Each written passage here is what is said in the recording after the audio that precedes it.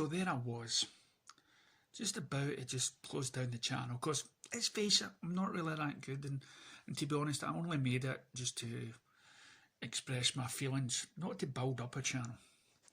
And so for the last video I did, I collected all my videos that I'd done since leaving the Facebook page and starting this YouTube channel. And now that Zack Snyder's movie is just around the corner, still up in the air about if the Snyderverse is going to be here, I thought we'd leave it with one. I've said everything that I needed to say. Then we got on the internet video, reports, and this clickbait stuff still with Zack Snyder's team. There was one about Superman, Supergirl, and that Supergirl's a better hero than Superman because she doesn't question anything, she just gets on with it, she's stronger. And I thought, well, looks like you've not really been watching Man of Steel, because really the Man of Steel is, we don't want somebody overpowerful. We don't want somebody that doesn't make mistakes. We want somebody that does make mistakes, that questions himself and questions others around him, that doesn't make the right choices. Because for Superman, that's human. And Supergirl, well, there's been many articles where she basically goes into the future because she's used to living on Krypton, and she's far removed from humanity than Superman because he grew up here. So no matter what article you read about, Superman for me is still top notch. And then you get articles about Ben Affleck and the fact that through his drink he's became a better actor because he's been to the bottom of the class, so to speak, or that age has defined him to be a much better actor. To be honest, I always thought he was a good actor, even before BVS and everything else. It's just the films, sometimes they work for you, sometimes they don't. And so, as I say, just like Al Pacino, something pulls me back in to make a video. And by the looks of this, it looks like all the fans for Zack Snyder has been answered. We've got justice. Okay, push Ray Fisher to the side. Let's get back to the main thing. The main person that I started the page for, that I started the YouTube channel for, that many millions of people around the world started petitioning for. So let's look at this article.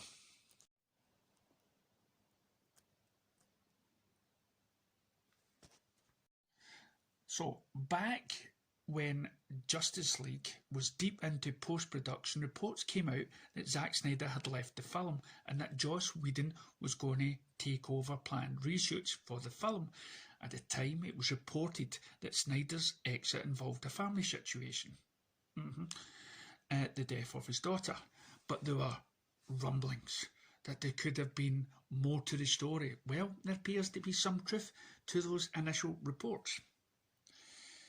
According to an upcoming book release of the Snyder Cut via Cinema Blend. Now, Cinema Blend, as you know, it's the guy that wrote the book of the Snyder Cut, and he's a big Marvel fan. He's got all the Marvel posters, but he's a fellow journalist. I'm not saying he's the first journalist to jump on the Snyder bandwagon, but for somebody that was occasionally on the Marvel side, but actually saw the greatness of the fans around the world, that he actually wrote a book.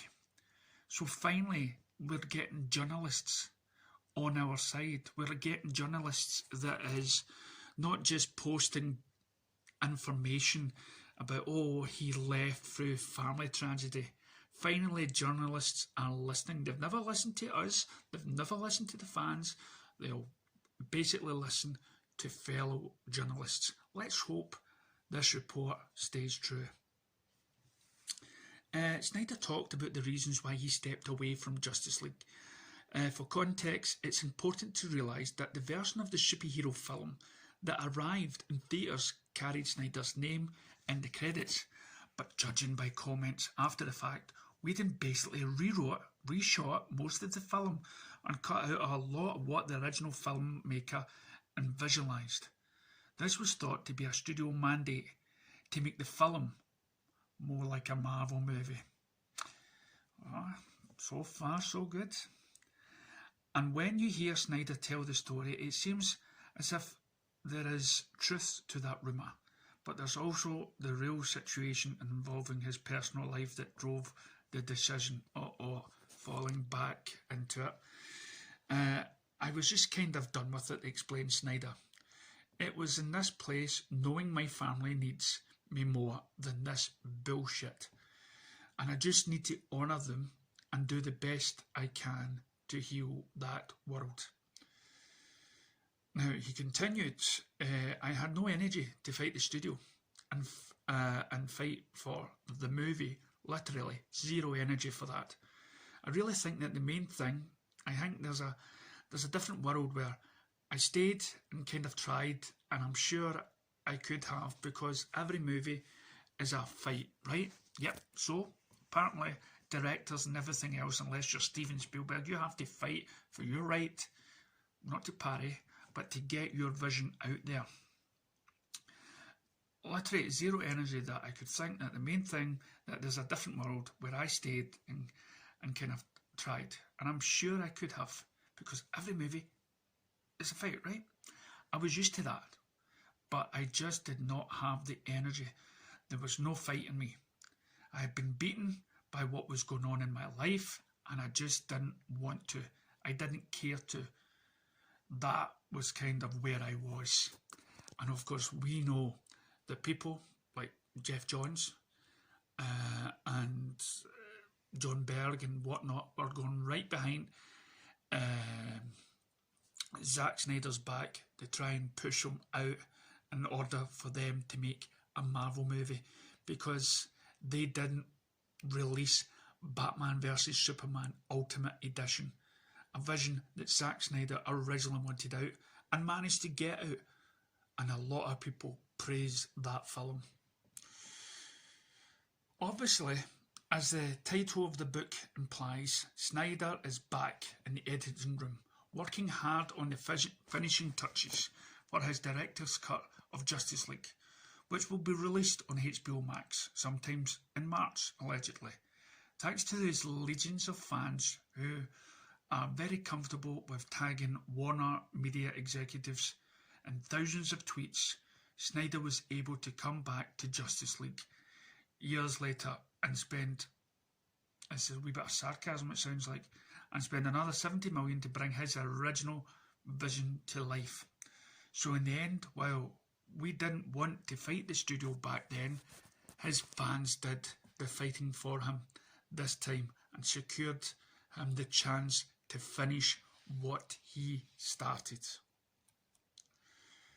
Now, I take that article as a sign. As a sign, thanks to the journalists with Cinema Blend out there, that finally the media will wake up and actually see the greatness that was achieved by the Snyder Cut fans, and the petitions, and the amount of money that was put towards Zack Snyder's foundation, suicide prevention against suicide. So this is what we've wanted. Have we had the media at our backs?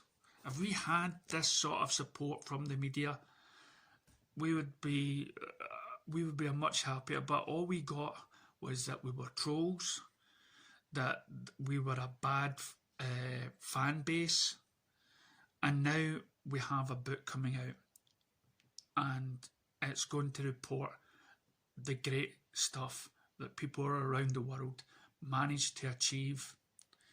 And as I said before, if we only just get Zack Snyder's Justice League, top with these reports coming out, justice has been served, and Ray Fisher has put in the finishing touch he's putting that wee cherry on top and making sure people answer for the damage that they done. So Walter Amada or any of those other people that don't like the Snyder, the Zack Snyder Justice League, or is not supporting the Snyderverse, wake up. Wake up. At least A, T and T realise how passionate fans are behind the Snyderverse. So if I don't speak to you again, thank you very much for the support. Thank you.